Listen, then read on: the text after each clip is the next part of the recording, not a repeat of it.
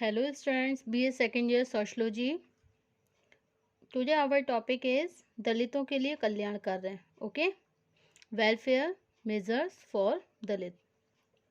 Okay, दलित जातियों की विभिन्न समस्याओं को दूर करने, दलित जातियों की विभिन्न समस्याओं को दूर करने तथा उन्हें विशेष संरक्षण देकर उनकी स्थिति में सुधार करने के लिए सरकार द्वारा अनेक प्रयत्न किए गए.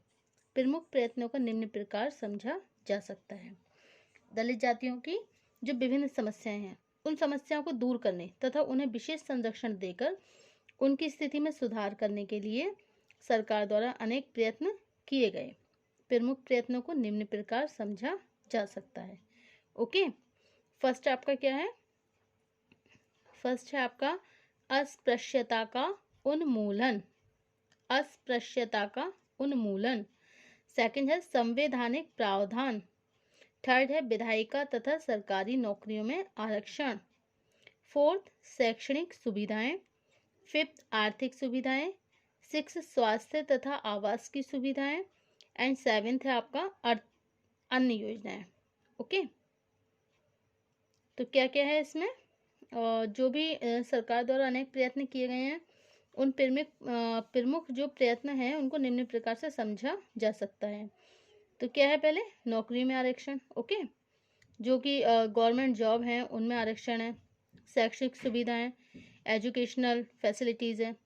और आर्थिक सुविधाएं, इकोनॉमिक फैसिलिटीज़ है. ओके, स्वास्थ्य तथा आवास की सुविधाएं, हेल्थ एंड एकोमोडेशंस अरेंजमेंट.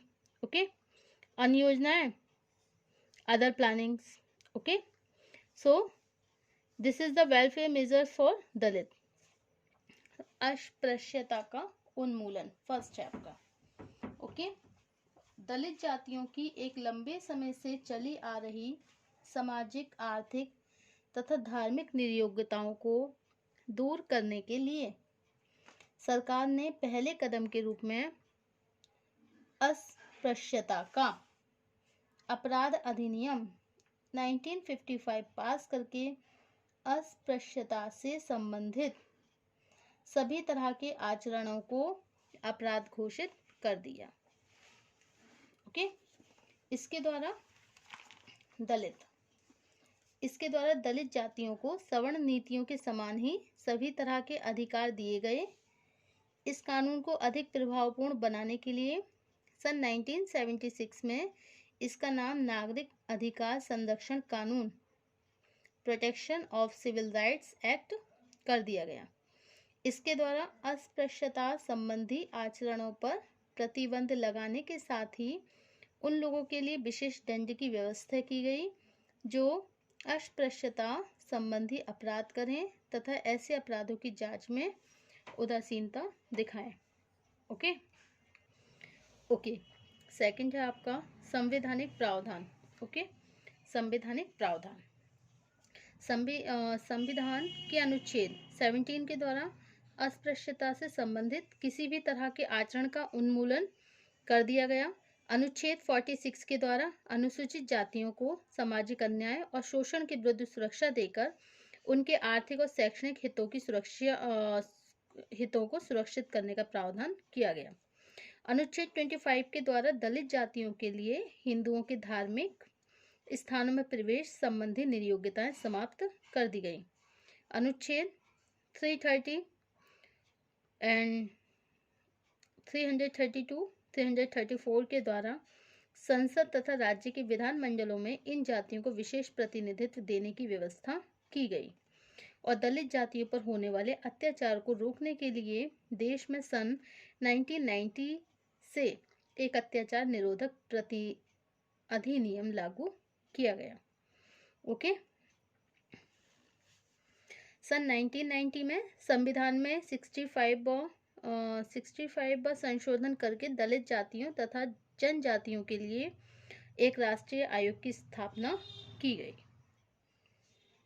जिससे दलित जातियों के विभिन्न हितों की रक्षा करने के साथ ही उनकी स्थिति का सही मूल्यांकन किया जा सके. नेक्स्ट है आपका विधायिका तथा सरकारी नौकरियों में आरक्षण.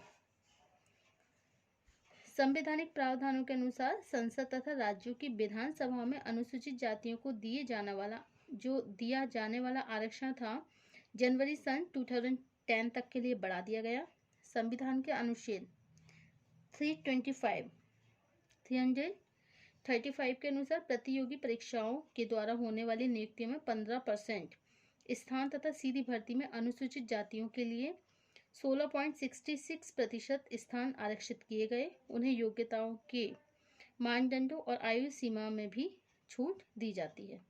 ओके, नेक्स्ट पॉइंट है आपका शैक्षणिक सुविधाएं। शैक्षणिक सुविधाएं दलित जाति में शिक्षा का प्रसार करने के लिए निर्धन परिवारों के पहली कक्षा से 5वीं कक्षा तक के सभी बच्चों को 50 रुपये मासिक की छात्रवृत्ति देने का प्रावधान किया गया। आगामी शिक्षा के लिए भी छात्रवृत्ति की सुविधाएं दी जा रही हैं। सन 2002 में दलित जातियों के 10वीं कक्षा के ऊपर शिक्षा ग्रहण करने वाले विद्यार्थियों को 67 करोड़ रुपए की आर्थिक सहायता दी गई। दलित जाति के लड़के लड़कियों के लिए छात्रावास बनाने के लिए सरकार विशेष आर्थिक सहायता प्रदान करती है। सन 1991-92 से चिकित्सा, इंजीनियरिंग, कृषि, तकनीकी शिक्षा ग्रहण करने वाले दलित जातियों के विद्यार्थियों को पाठ्य पुस्तक उपलब्ध कराने का कार्यक्रम भी शुरू कर दिया गया। ओके, नेक्स्ट पॉइंट है आपका आर्थिक सुविधाएं। ओके, जाति संरचना में दलित जातियों की सबसे बड़ी समस्या उन्हें अपवित्र और गंदे कामों के द्वारा आजीविका उपार्जित करने के लिए बाध्य होना था। इस निर्योग्यता को दूर करने के लिए अब दलित जाति के जो लोग अपने परंपरागत काम को छोड़कर कोई दूसरा व्यवसाय करने में रुचि लेते हैं, उन्हें सरकार के द्वारा विशेष प्रशिक्षण, आर्थिक सहायता उपलब्ध कराई जाती है। ओके, अब नेक्स्ट पॉइंट है आपका स्वास्थ्य तथा आवास की सुविधाएं। दलित जनजातियों के स्वास्थ्य और रहन सहन की दशा में सुधार करने के लिए अनेक योजनाएं भी आरंभ की गई। नगरीय और ग्रामीण क्षेत्रों में दलित जातियों के लोगों को मकान बनाने के लिए लागत का लगभग 75% हिस्सा अनुदान के रूप में दिया गया। ओके, उनका उद्देश्य उन्हें स्वस्थ वातावरण तथा पानी की समुचित सुविधा उपलब्ध कराना था। नगरों की हरिजन बस्तियों में सड़कों के निर्माण और पानी की निकासी की व्यवस्था की गई। ओके, अब नेक्स्ट है आपका 7th अन्य योजनाएं, अदर प्लानिंग। दलित जातियों के सामाजिक आर्थिक विकास के लिए अनेक दूसरी सुविधाओं का भी प्रावधान किया गया। जैसे ये अन्य योजनाएं हैं, तो इसमें देखिए सामाजिक सोशल एंड इकोनॉमिक डेवलपमेंट के लिए अनेक जो दूसरी फैसिलिटीज़ हैं वो भी प्रोवाइड कराई गई उन लोगों के लिए। और गांव में दलित जाति के भूमिहीन गांव में जो दलित जाति के लोग थे, भूमिहीन और छोटे किसानों के ऊपर महाजनों या बैंकों के जो ऋण थे उन्हें माफ़ कर दिया गया। नौकरी के लिए साक्षात्कार में जाने के लिए उन्हें यात्रा व्यय दिया जाता था। जिला हरिजन कल्याण विभाग द्वारा दलित जाति को सुरक्षा देने के साथ उन्हें कल्याण के लिए विभिन्न योजनाएं भी लागू की जाती थी। ओके, अब नेक्स्ट पॉइंट है आपका दलितों के कल्याण हेतु सुझाव, suggestion for the welfare of Dalits. Dalit जातियों का वास्तविक विकास तभी हो सकता है जब व्यवहारिक योजनाएं बनाकर उन्हें ईमानदारी से लागू किया जाए। दलितों के विकास पर विभिन्न पंचवर्षीय योजनाओं में बहुत बड़ी धनराशि व्यय की गई। ओके, लेकिन व्यय की तुलना में इससे मिलने वाला लाभ बहुत कम है। इस दशा में दलित जातियों के कल्याण के लिए निम्नलिखित सुझाव अधिक उपयोगी सिद्ध हो सकते हैं। ओके, दलित जातियों का वास्तविक विकास तभी हो सकता है जब व्यवहारिक योजनाएं बनाकर उन्हें ईमानदारी से लागू किया जाए। दलितों के विकास पर विभिन्न पंचवर्षीय योजनाओं में बहुत बड़ी धनराशि व्यय की गई, लेकिन व्यय की तुलना में इनसे मिलने वाला लाभ बहुत कम है। इस दशा में दलित जातियों के कल्याण के लिए निम्नलिखित सुझाव अधिक उपयोगी सिद्ध हो सकते हैं। फर्स्ट है आपका शिक्षा का प्रसार, स्प्रेड एजुकेशन। ओके, अत्याचारों से रक्षा, protection from atrocities. Okay, protection from atrocities. Okay, next है आपका आरक्षण का विकेंद्रीकरण, decentralisations of reservation. Okay, next है जाति विरोधी राजनीति, anti caste politics. Okay, next है आवास की व्यवस्था, एकोमोडेशंस अरेंजमेंट, एंड नेक्स्ट हृदय परिवर्तन, चेंज ऑफ हार्ट। फर्स्ट है आपका शिक्षा का प्रसार। आज भी दलित जातियों के अधिकांश बच्चे या तो बीच में ही शिक्षा छोड़ देते हैं अथवा केवल छात्रवृत्ति लेने के लिए स्कूल जाते हैं। इस दशा में यह आवश्यक है कि उन्हें शिक्षा का प्रसार करने के लिए छात्रवृत्ति की जगह उन्हें पाठ्य पुस्तक तथा निःशुल्क शिक्षा की सुविधा दी जाए। ओके। सेकंड है आपका आरक्षण का विकेंद्रीकरण। दलित जातियों को उच्च जातियों के बराबर लाने के लिए आरक्षण जरूरी है। इसके बाद भी जिन व्यक्तियों को एक बार आरक्षण का लाभ मिल जाए उनके बच्चों को आरक्षण की सुविधाएं मिलना उचित नहीं है। इसे अनुसूचित जातियों के अधिक से अधिक परिवारों को आरक्षण की सुविधा का लाभ मिल सकता है। ओके। नेक्स्ट है आपका अत्याचारों से रक्षा।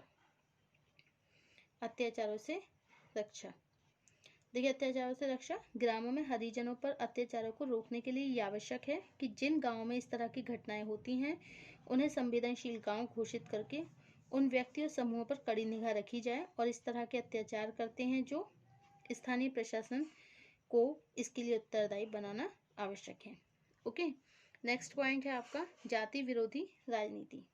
जाति विरोधी राजनीति। देखिए, दलितों के विकास में वर्तमान राजनीति मनोवृत्तियां बहुत बाधक है। इसमें कोई संदेह नहीं है कि आज अधिकांश हिंदू अनुसूचित जातियों के साथ समता का व्यवहार करना चाहते हैं, लेकिन अनेक नेता अपने स्वार्थों के कारण ऐसी राजनीति को बढ़ावा दे रहे हैं जिनसे उच्च और निम्न जातियों के बीच पुनः अविश्वास और तनाव पैदा होने लगे हैं। इस तरह की राजनीति पर प्रभावी नियंत्रण रखना आवश्यक है। ओके। नेक्स्ट है आपका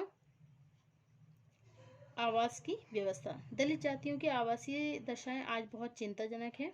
उनकी बस्ती में पानी पीने के लिए, पानी की निकासी तथा स्वास्थ्य सुविधाओं का बहुत ही अभाव है। ओके। अब नेक्स्ट है जाति विरोधी राजनीति। जाति विरोधी राजनीति। जाति विरोधी राजनीति में क्या है?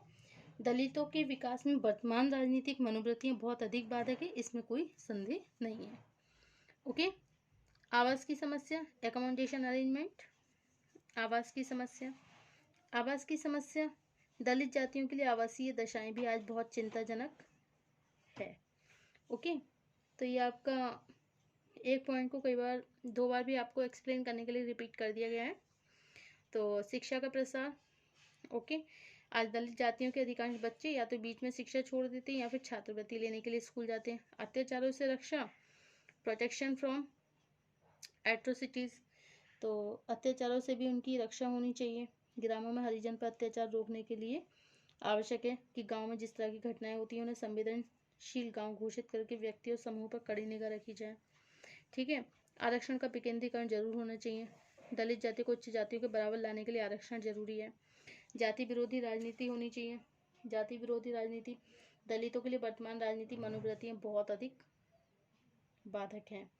और आवास की अवस्था भी इन्हें एकोमोडेशन अरेंजमेंट ये भी होना चाहिए जिससे दलित लोग आराम से पूरी सुख सुविधा के साथ अपने घर पर रह सकें। अब नेक्स्ट है हृदय परिवर्तन।